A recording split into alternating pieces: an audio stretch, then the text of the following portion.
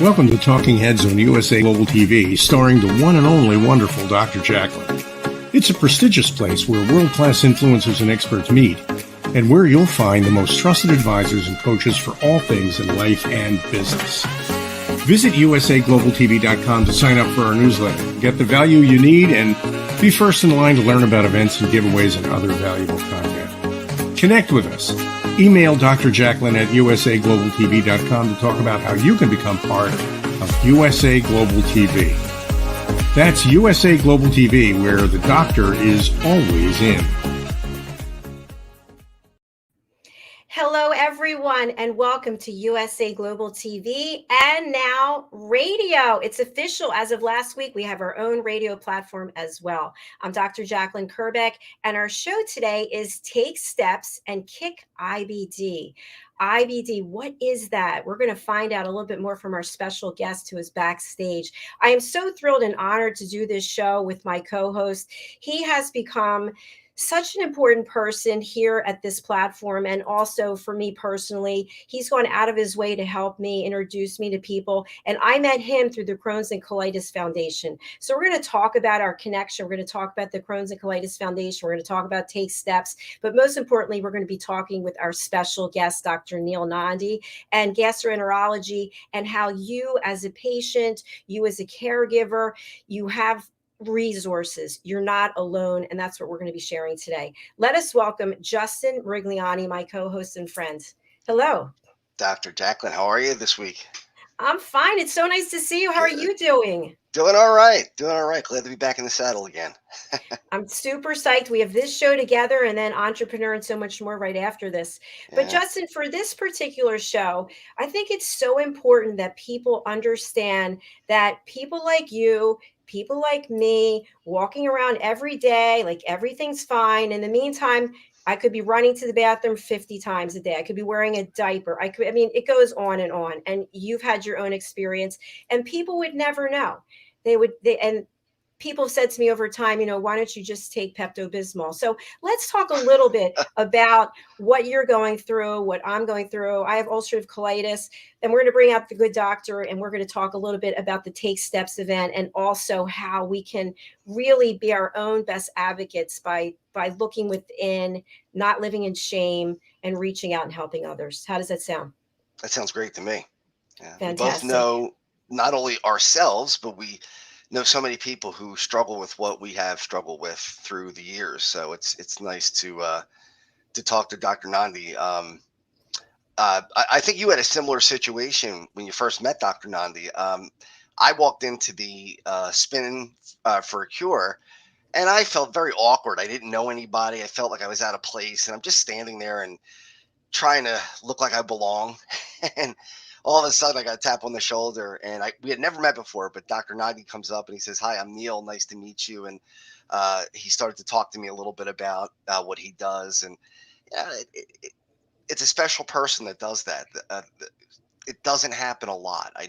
It's very easy to ignore that person who's out in the distance. And it takes a special person to come up to people and try to make them feel more welcome. And I know you had a similar experience.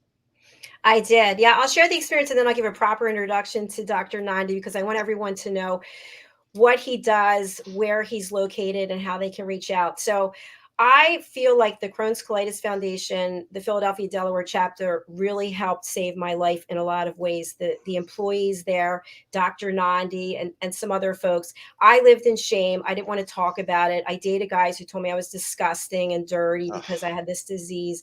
And so fast forward, I was introduced to the then president of the Crohn's Colitis chapter, Michael Traeger. And right away, he put me at ease that I'm not alone, that he was going through this, his wife was going through something. And so long story short, I got invited to this event, which was at the link. And I was at the parking lot. I got there and I was walking around. I didn't know anyone. I felt so stupid. And of course, I'm like, where are the bathrooms? And Dr. Nandi came over to me and he made me feel so comfortable. He's like, listen, you can hang out with us as we, tour this facility.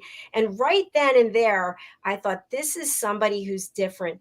This is someone who is not ego driven. This is someone who is heart centric. And that's what Dr. Neil Nandi really represents. You can ask him for anything, and he will do his best to make sure that it happens. So I want to bring him out. His name is Dr. Neil Nandi, and he is he is a bright light to so many of us. He has been in person at support group meetings. He came to one of the support group meetings that I was leading. It was so long ago that we were in person, and everyone in the room just felt at ease. So let's bring on Dr. Neil Nandi and let's hear directly from him. Hi, gang. I don't know what to say. Thank you very much for those very kind stories and remembering really fond memories of our first meetings together. I don't even know what to say. Thank you very much for having me on the program and saying such nice words. It really means a lot. Thank you. Well, thank you to you. And so I don't want to misspeak. Your area of expertise is gastroenterology, correct? That's right. I'm a board-certified gastroenterologist, and in GI, as we like to call it, we have about 7-8 different organ systems that we have to learn, but I specifically focus on Crohn's and ulcerative colitis. So that is the bulk of my practice and where I've dedicated my career. And in your career, I mean, you have helped so many people, and I'd like to just start off with your background and what it was that drew you to this field, because you could have pursued any other area of medicine. So why did you decide to take this path? Well, it's an interesting long. I'll make it as short as possible, but there were a lot of different experiences in my life that kind of came together that you never really know when you're going through those experiences will influence what you do. But my own father had Crohn's and was on, diagnosed in the early 1970s and was on prednisone for a very, very, very long time and wreaked a lot of havoc on his bones. He had avascular necrosis of his hip. And he put off the hip replacement because for decades and just limped all his life in pain because he needed to provide for his family. Being first generation immigrant in this country, and finally he got it done towards the end of his life, unfortunately. But that was a big thing that shaped it, my interest. And then I met friends and family, and even friends in college actually, who I didn't even realize had very severe Crohn's. I found out later, and they didn't feel comfortable at that moment in their lives to disclose that. And honestly, all these different experiences kind of culminated into me focusing a career in gastroenterology. And what I love about GI, what I love about Crohn's and colitis is I get the best of both worlds. I am a very technical person. I'm very good with my hands and procedures. I get to put my OR cap on and do procedures. But what I really enjoy is the cognitive aspect of being kind of like a Sherlock Holmes, if you will. I put my Sherlock Holmes cap on, and I really get to listen to patients, examine them, and do a lot of thinking, a lot of cognitive power, and figure out what is it that's going on in their body. How do all these different clues connect, and what can I do about it? What can I use that's at my fingertips to help them make the patient feel better? And that's actually where I really love about Crohn's and colitis. And I also love that it's not temporary. A lot of different types of care in my field are very temporary. Yeah, you come if it's like a one and done consult. But if you can't tell, I love to talk. I love listening, and I love building these relationships with my patients. So I've really been blessed that I've had these kind of, even though I'm still youngish, I've been able to develop really longitudinal, long-term relationships. And that's been a really fulfilling aspect of my career. So anyways, that's a little bit of why I went into GI and a little bit of why I do Crohn's and colitis. Thank you so much for sharing that. I wasn't aware about your dad. Yeah, that was, the funny thing is, it's not funny actually, is that he didn't really talk about it. And it was one of those things, that just wasn't talked about growing up. I mean, he didn't even know enough about it. And honestly, I'm of South Asian descent actually. And back then when he was diagnosed, they said, oh, this is not a South Asian, this is not a disease of people of color. And what we've really learned is that it doesn't matter. IBD doesn't discriminate. It affects people of color, regardless of gender, race, creed. But we're seeing an increasing prevalence worldwide, globally, in every population. But back then, it was even more stigma and even more taboo. So it was later in my young adult life that I started to learn about it. And that was something that definitely influenced me. Thank you so much. Dr. Nandi, what do you think the reason is for the prevalence? Is it that we have better diagnostics today, or is it because maybe food that we're eating or pesticides, things like that? What do you think or is it a mix of all of them? Yeah, it's a mix of everything. And I can give a little quick didactic on this, but if somebody asked me, like, what causes Crohn's or what causes ulcerative colitis, the real honest answer is we don't know. Because there's not just one cause, it's multifactorial, many things. We know that most of IBD is environmentally driven for most, but not all patients. If you go to a twin convention, one twin has Crohn's, one doesn't, one has colitis, and one doesn't. They have the same DNA. We find that on average, it's about 5 to 20%, 5 to 30% max of the genetic composition contributes to what develops as Crohn's or ulcerative colitis. But that balance, that 70, 80 to 95% is environmental. And you said it right there, Justin. We're finding all sorts of things in the environment that may contribute to the development of IBD. And it's not just one thing. You know, tobacco can make Crohn's worse. You see some better. For some people, antibiotics have been linked to it. Even food dyes have been associated in basic science labs to trigger colitis in people who are genetically susceptible. We're finding a lot of things in the environment, but it's not just one thing, it's multiple things. We think you have to have the right genetics that program your immune system, 60 to 70% of which is in your gut. And we think the environment is introduced to that immune system in your gut through what you eat, what you breathe, what you smell. And your intestine, that hollow tube, is the crosstalk between your immune system and the environment. And if you have the right mix of factors, that at some point in your life contributes to the development of what we call Crohn's and ulcerative colitis. So it's extremely complicated. I mean, it's not, a lot of people think, hey, we'll just find one reason why, or it's multifaceted. And that makes it harder for you too, I would imagine. It does. It makes it harder. Usually if you find the cause, you treat the cause, things get better, but it's not as simple. And we think, whatever caused the IBD, what triggered it, whatever factors, it set it in motion. And now we think it's harder to just find one cure for everybody. We think there's multiple factors, so you need multiple different treatments. And sometimes those treatments are more than one treatment, right? It might be more than one medicine. It might be complementary diet or even fitness to medication regimen. All these things we think, play a role towards calming the inflammation that's already been set forth in motion. Fortunately, and we'll get into this, our medical science has made really dramatic exponential progress in finding treatments, and the future actually looks even brighter than ever before. It's fantastic. Wow, that is so exciting. Glad to hear that. Dr. Nandi, a question I have for you, it comes up over and over again on this platform on various shows, whether we have researchers or people who are promoting things that we need to do to live longer.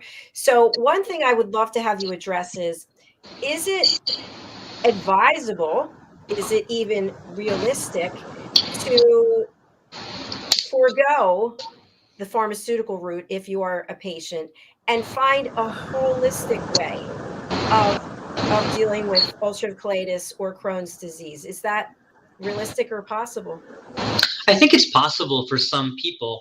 I think that before anybody passes judgment on that kind of approach, they have to evaluate that patient. I've learned every single patient is unique. Every patient is different, and there's always outliers. The question really is, how many people are outliers that are going to only respond to a complementary holistic approach?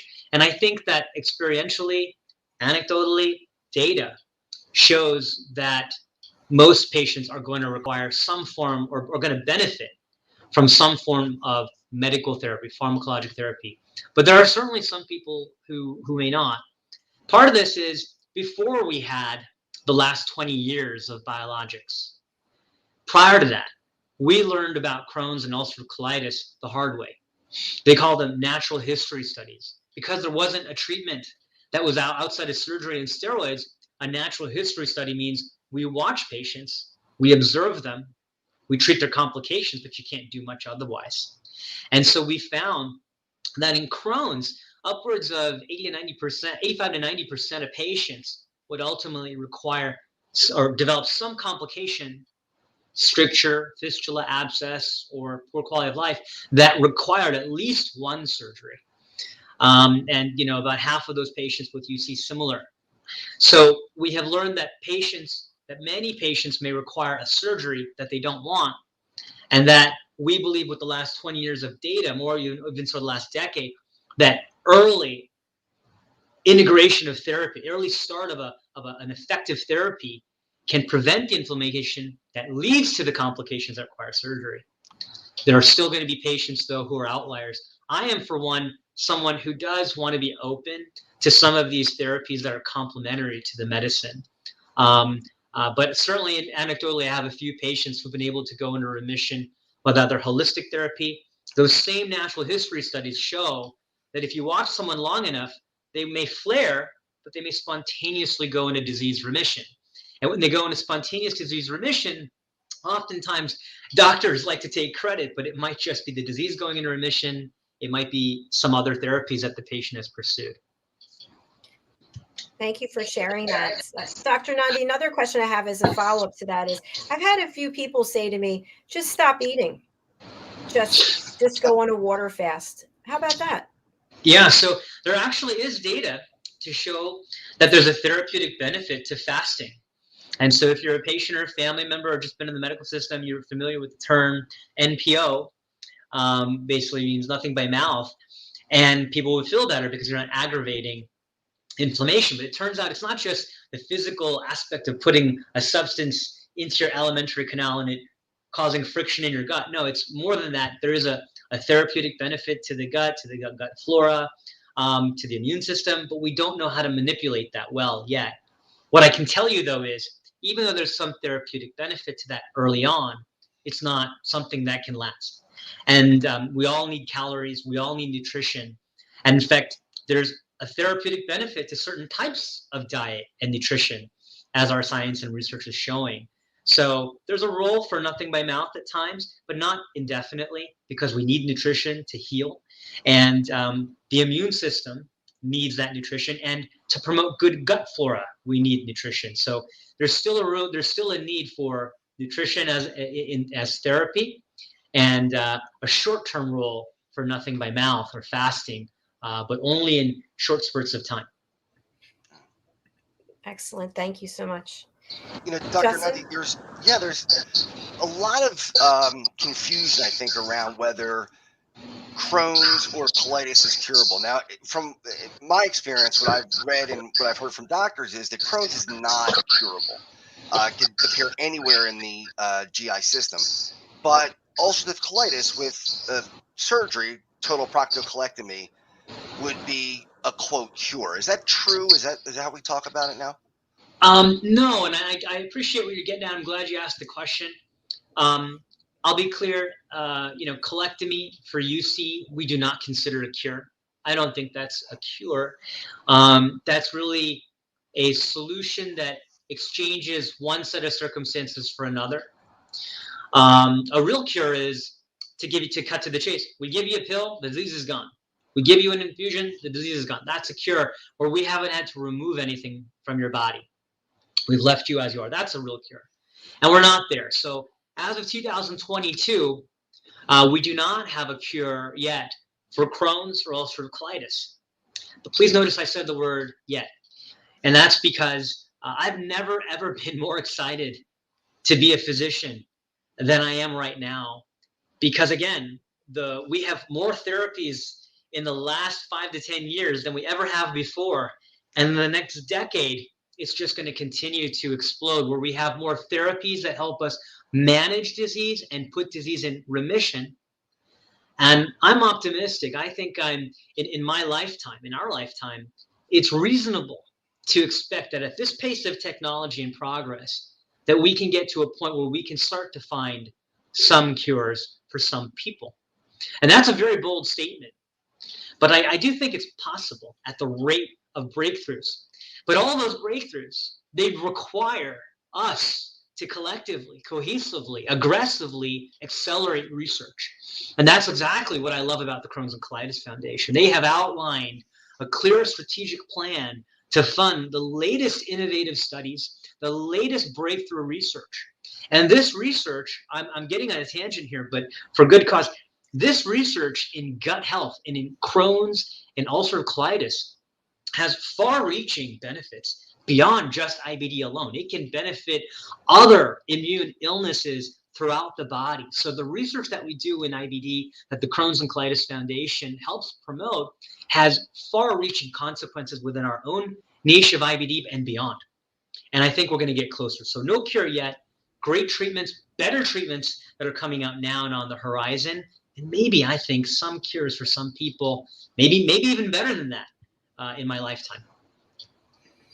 I love that. That is so exciting. That is definitely exciting. Dr. Nandi, for people who are joining us and they're interested to find out, what are the symptoms? How do I know if I have it? When do I actually need to make a call or get to the emergency room? What does that look like with ulcerative colitis and Crohn's? Sure.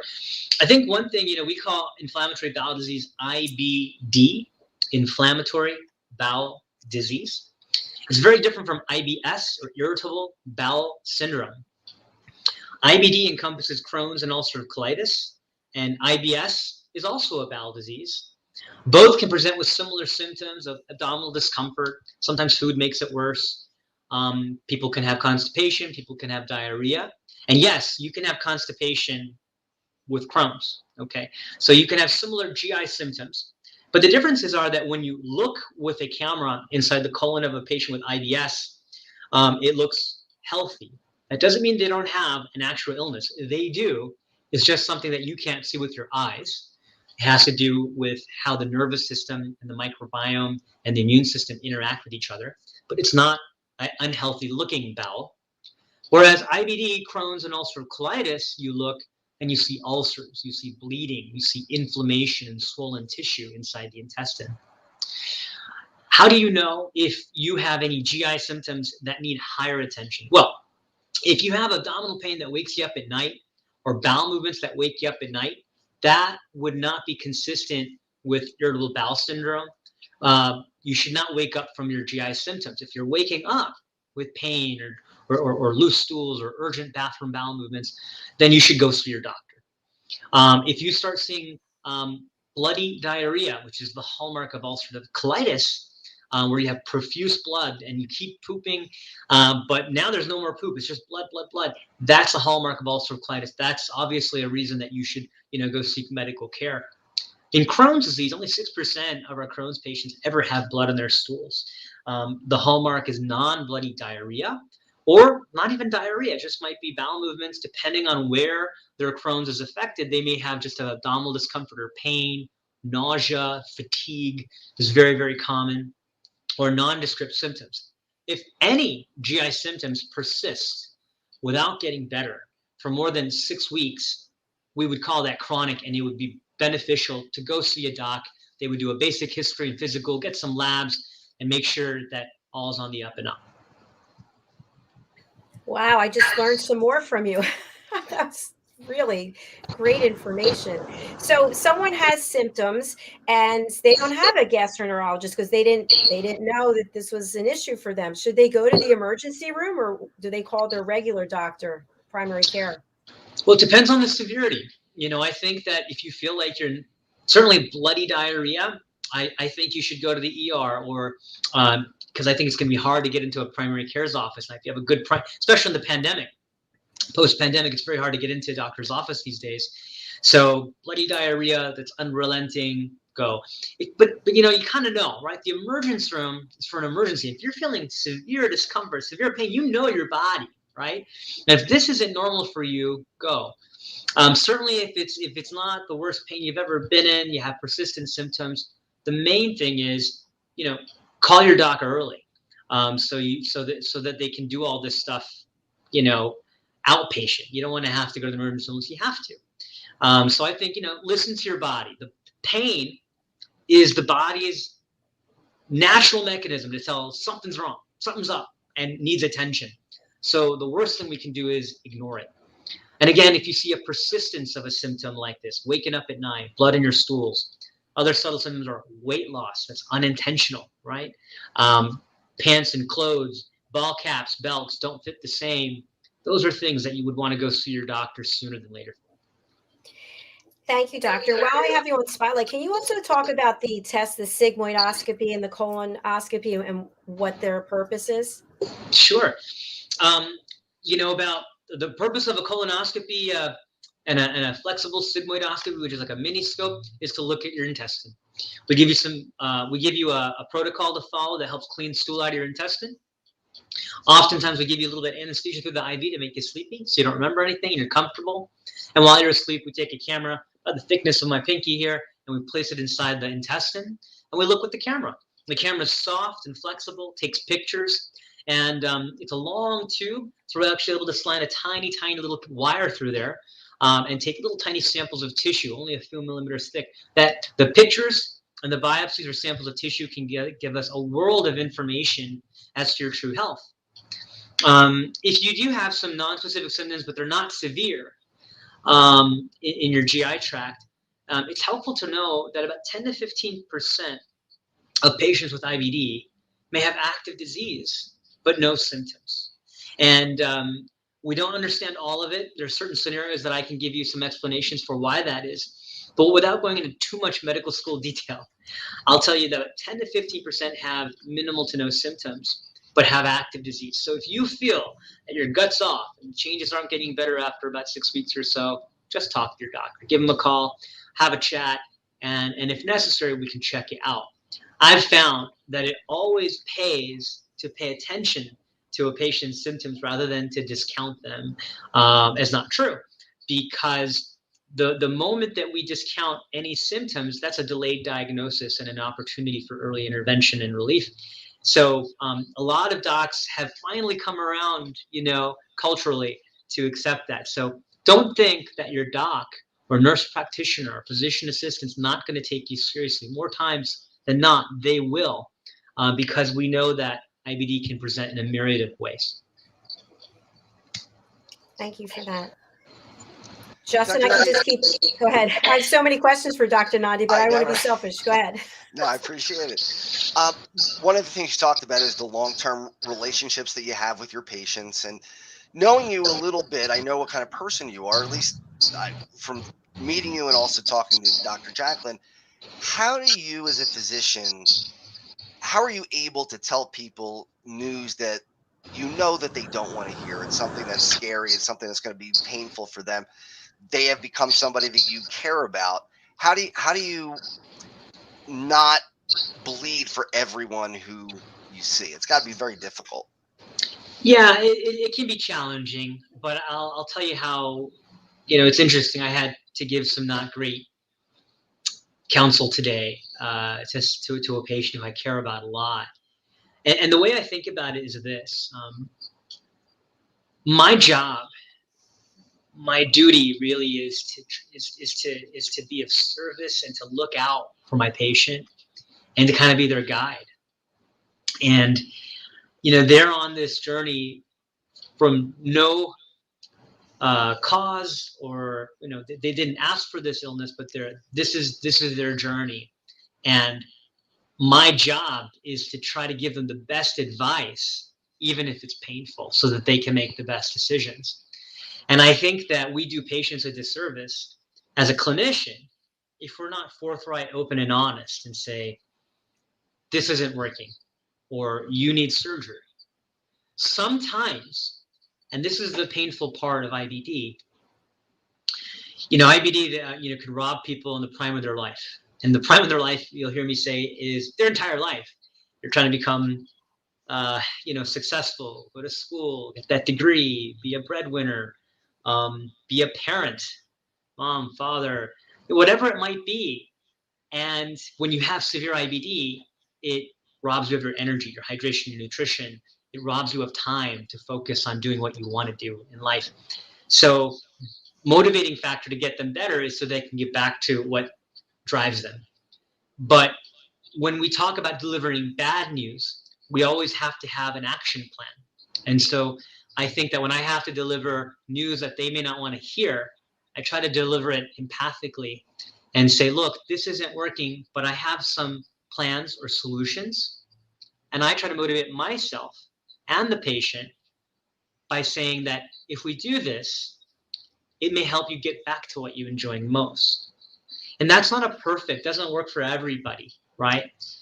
But I have to remind myself of that, because the last thing I can do is shy away from giving bad news that someone doesn't want to hear. Then I stop being somebody who's useful and giving you good advice. And oftentimes, even with delivery of bad news, we can have other options or plans. And again, that long-term goal of getting the patient back. So sometimes I'll say this, and this is not easy. Sometimes surgery in certain situations may be the best thing for some patients, so that they can get back to being a teacher, getting that degree, holding their baby, whatever it might be.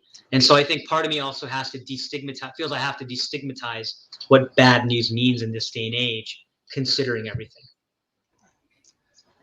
And I'll tell you, when I was told that I had high-grade dysplasia and that I was going to need the surgery and permanent ileostomy, or at least it looked that way, and it turned out it is a permanent ileostomy. I remember I was devastated. It was a horrible feeling. I felt like my life was over. But I do remember that my GI said to me, "You're going to be okay, man." And just those words, just as we hung up the phone, gave me just a little bit of hope, because there wasn't any prior to that. So it's really, really important, as you say, to have empathy, to make sure that folks know that it's not the end of their life. It's just another treatment. It's another option. It's another decision. And I appreciate you, Justin, sharing your story and being open about that. I'm very blessed. I'm one of the medical advisors for the United Ostomy Associates of America, UOAA. They have a nonprofit educational site called ostomy.org, full of free, great information for ostomies. But through that work and through my clinic work, and I've gotten to work with a lot of ostomates, and many will tell you that even though it wasn't obviously their first choice, that it empowered them back with decision and control. They avoided the hospital, they avoided steroids, they avoided cancer, right? And the consequences of cancer left untreated or undiagnosed, metastatic cancer, etc. So we trade one set of being for another, but it allowed them also to get back to what they wanted to do with their time, rather than attend more medical visits and offices. And that may not apply to you, but many patients, as an example, can say that it helped give them back more control over their life and lead the productivity of their life. And that after having, for instance, an ostomy created, it wasn't what they expected. And that's hard for any patient to know going into such a surgery, unless we mentally prepare as best as possible prior to a surgery. But appreciate you sharing that. Yeah. Dr. Nandi, I'm so glad that you just brought up about the mental component of it. So the Crohn's Colitis Foundation is an incredible resource for people who are experiencing this. And as we talked about, this is not a one and done thing. It will be at some point in the future. But on the journey, we need to know that we're not alone and that there are resources. So can you share a little bit about your commitment to the foundation? You're very much involved, giving back all of the time. And what does that mean to you? In terms of resources for patients, the foundation has invested in an amazing plethora of resources for patients in terms of finding an IBD specialist with a doctor finder near you if you don't know who to go to. I also recommend that we have chapters across the country. And if you call your local chapter, oftentimes just call the chapter, and the leaders of that chapter are wonderful. They'll know who to send you to, who to refer you to, who has the genuine interest and expertise to help get you better, or your loved one get better. And then digitally, they provide active webinars almost every month through my IBD learning projects on everything from what are extraintestinal manifestations to what's Crohn's and colitis, to financial literacy, to understanding clinical trials, and destigmatizing all the myths and misperceptions about that. They also do it in a way that's cultivated and curated for a patient. So you're not speaking like me and speaking in another medical language. but in English, in simple terms. They provide visual, everyone learns differently. Some people learn written, visual, kinesthetically, linguistically. We all have different learning styles. And so they have information on the Crohn's and Colitis Foundation's website that's curated for your learning style, with videos and written didactics. They even have different languages available too. So there's a lot of different types of resources that patients have access to. And that's, by the way, just the tip of the iceberg. There's even more local support groups, and I could keep going. I think you asked me another question, JACALYN. Dr. JACALYN, what was it now? What it means to you to be involved with the foundation, because you're giving back so much. You're a big part of the Philadelphia, Delaware chapter. Oh, well, thank you. No, to me, it's gratifying. I'm a physician. I am lucky. I am so lucky to be a doctor. It's not a typical job, because it's not a 9 to 5 for me. This is 24/7. This has affected, I told you, my family, my friend circle. It continues to affect them. It doesn't go away. And it affects my patients and these relationships that I have. To me, the ability to be part of Crohn's and Colitis Foundation and, sit and contribute from where I sit is wonderful, because it makes this work that I do in the clinic more fulfilling. We're here celebrating Take Steps for Crohn's and Colitis, which is going to be Sunday, June 12th at the link. And that's one of my favorite days. And when I get to do spin, these are some of my favorite events throughout the year. All my friends, they all know that Neil's, going to be excited for this and promote the crap out of it. I can say that, right? The crap out of it, because I'm so excited. But because I get to see people outside the office. I'm literally sitting in the clinic room right now, but our lives occur outside these clinic walls. So it's an exciting time. And if I get to help contribute to education, I've had so many patients come through the years, I'm blessed to say this, who said, hey, I saw this talk, or I heard you lecture on this, or I heard you direct me to this resource for the foundation and it helped me. And that feels good. And as a clinician, pre-pandemic, intra-pandemic, post-pandemic, burnout's real, I'll tell you. But what's revitalizing time over and again is that good feeling. When you love what you do and you get some feedback that it makes a difference, it really takes away, a lot of that stress that comes with being a clinician in a challenging discipline with a challenging patient population. It makes it worth it. And that's a little bit of why I do it, because I feel like I'm giving back and because I feel like it helps patients. And I think the foundation does a great job of integrating the clinicians and patients together. So. Absolutely. Thank you for sharing that. Dr. Nandi, when a patient comes to see you, I would imagine, being a patient, that they are already nervous and agitated and afraid, and you have to see this over and over and over again. So you just touched on a topic I wanted to discuss a little more: burnout. How do you keep from burning out as a physician when you're dealing with people who are nervous all the time? Yeah. Well, I think my friends tell me I'm a little bit of an aberration, and I won't lie. I think it's too proud to say that clinicians in this day and age don't get some burnout.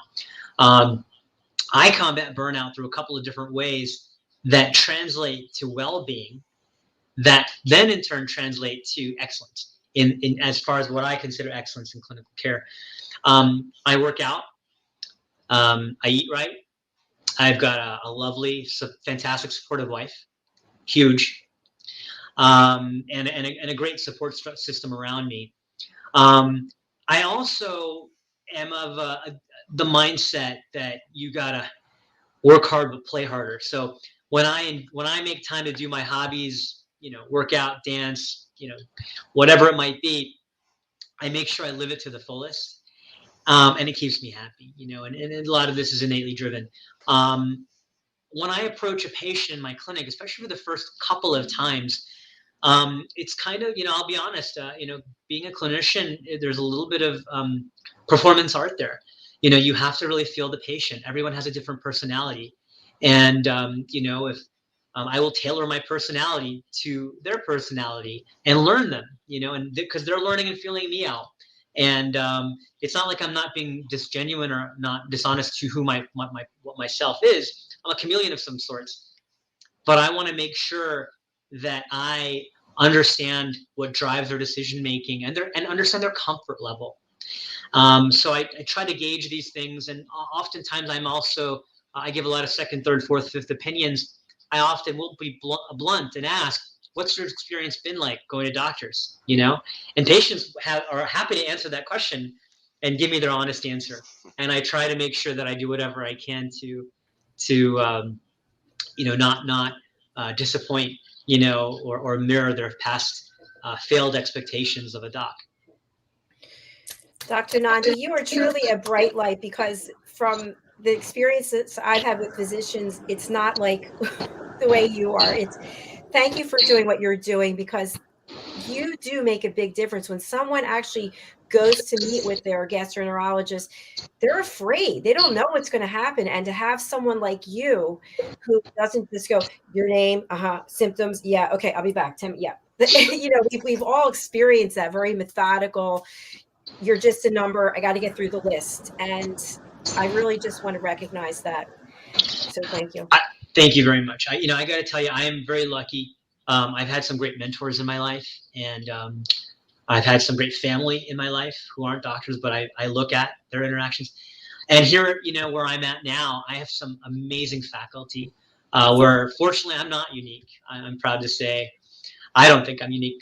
And I think that there's this, the generation of docs that I get to work with, they're really wonderful people, and they have a lot of similar mindset when it comes to patient care.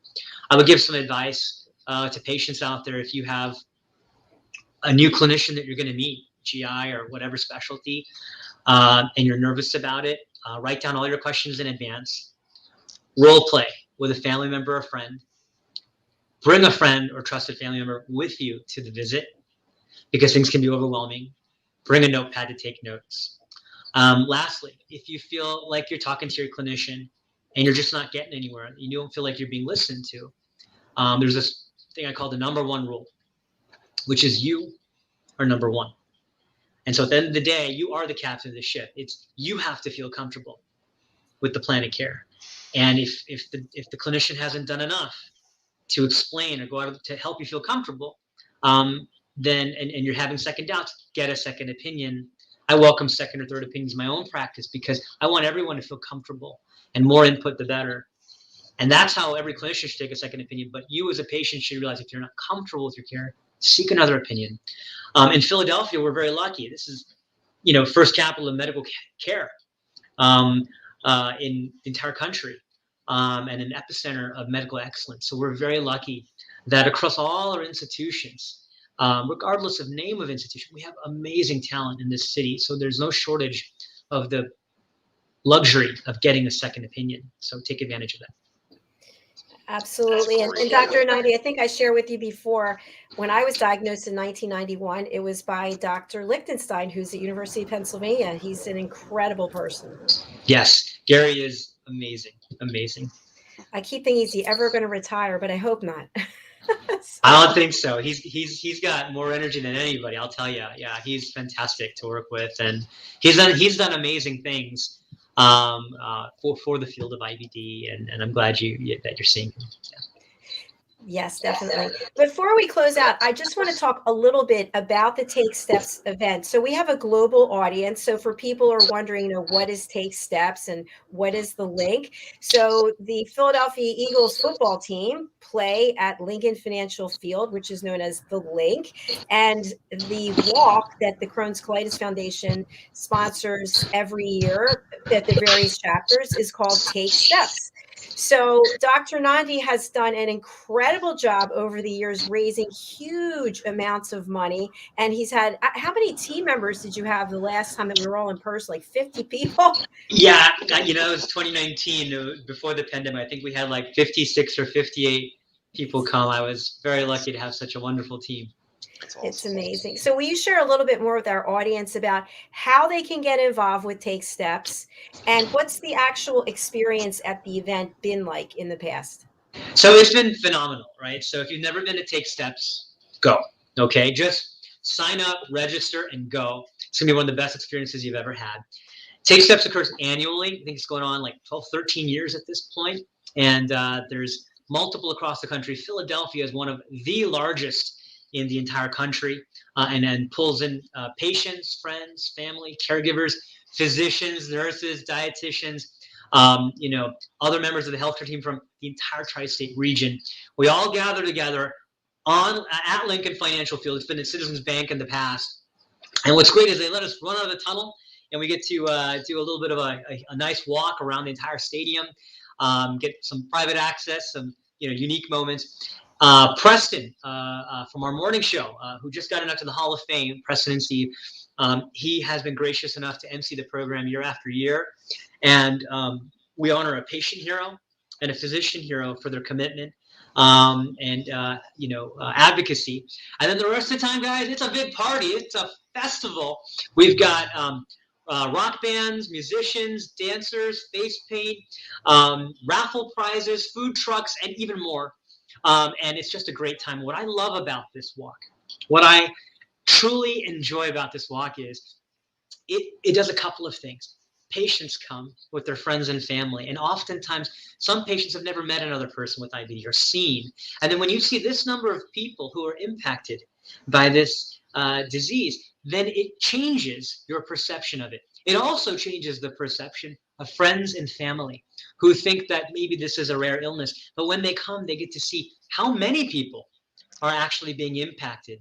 And then as a clinician, I have our nurses come, our PAs, dietitians, our therapists come. They come and they feel good because they get to see what this massive impact of Crohn's and colitis is. So it's a good field. If you're in a good feels, go to Take Steps. And 82 cents of every dollar goes right to research, which is one of the best allocations of your dollar towards a nonprofit program. And the impact in research and advocacy is profound. And we're reaping those benefits now. And just you wait to see what our researchers are coming up with next to help our patients. So exciting. I can already see myself going through the stadium. And is your team name still the same? Nandy's Got the Runs? No, it's Penn's Got the Runs. So, so I had to do it's changed throughout the years, but it's always Got the Runs. And we use that for any marathon or walkathon that we do. So we keep it the same, but Penn's Got the Runs. If you want to register, to join our team, or you want to register your own team, I encourage you to do it. We have well over 100 teams that are fundraising right now. If you would like to join my team, you're more than welcome. You can go to my website. It's fitwitmd.com, like fitness witness, FITWITMD.com. And there's links all over the page to join Penn's Got the Runs. Would love to have you join and would love to have you promote it. There's easy ways to fundraise. You can link your Facebook account to the fundraiser, and it'll do automatic fundraising for you. And you can also form your own team. And if you want to learn more, DM me, private message. I'm happy to guide you through the process. Fantastic. Well, we've got some major competition here, Justin. Justin and I are on the same team, Dr. J's Colitis crew, and we'll be broadcasting live from the link. So we hope that Dr. Nandi, you'll come in and give us some words of wisdom. By, yeah. Absolutely. No, I didn't know that. Yes, I will definitely stop by. Yeah, for sure. Outstanding. Well, thank you so much for all this time that you gave us and all this fantastic updated information. I really am excited. It's my pleasure, and I want to thank you all for your kind words of me. I also really want to thank you all for using your platform to really advocate, and amplify the message of Take Steps for Crohn's and colitis. It's because of patient advocates like you that we can do this. And that we will do this, right? But if you guys didn't put this together, right, we wouldn't be in the same place. So thank you guys for putting in the energy, the effort, and organization to make this happen. Really appreciate it. I appreciate Thank you. And thanks to Dawn Halsey, who was really the idea behind all of this. So thank you, Dawn. We love you. We love you, Dawn. Absolutely. All right, Dr. Nandi, thanks again for being here. We really appreciate you. Great seeing you again. You too. Bye. Thanks. See you soon. Take care. I just love him, don't you? He's just... It's not fair. He is so talented in so many different areas. He could do a show himself. I mean, wow, He does. what a He does have his communicator. own. Yeah. Let me bring up his. He actually has his own podcast. I forgot to ask him about that. It's called GI Insights podcast on Apple and Spotify. So go and check that out, please. Well, Justin, you and I have to run to our next show. But before we leave, I just want to spotlight you and for you to share any information you'd like with our audience, whether it's about Take Steps, getting in touch with you for business reasons. What would you like to share? Absolutely. So, Take Steps. Please join us. Dr. JACALYN's team is ready to take on more folks to join us on the field. It's going to be a great day. As Dr. Nandi said, there's a lot of fun things that are going to happen at that walk. And my charity, Checkmates Charitable Association, we're working on having our NHL celebrity alumni game coming up probably it's either going to be the spring of 23 or the fall of 23. So we got a little bit of time yet. But if you want to keep track of what we're doing, our website is www.checkmatescharity.com. You can find us there and see past years, what we've done with the hockey game. It's a lot of fun. We have a lot of NHL stars who come. John LeClaire was going to be there before the pandemic ended our last game. But just an amazing time, and that's coming up soon. And if you just want to reach out and maybe you're a new patient and you need some advice or you need to talk, it's hopefully that I could be a resource for you. And again, it's www.checkmatescharity.com. My email address is justin@checkmatescharity.com. And my cell number is 610-324-5545. Thank you so much, Justin. Before we close out, I'm going to play a clip about Take Steps, and this was given to us by the Crohn's and Colitis Foundation. So let's take a look, and then we'll be closing out the show.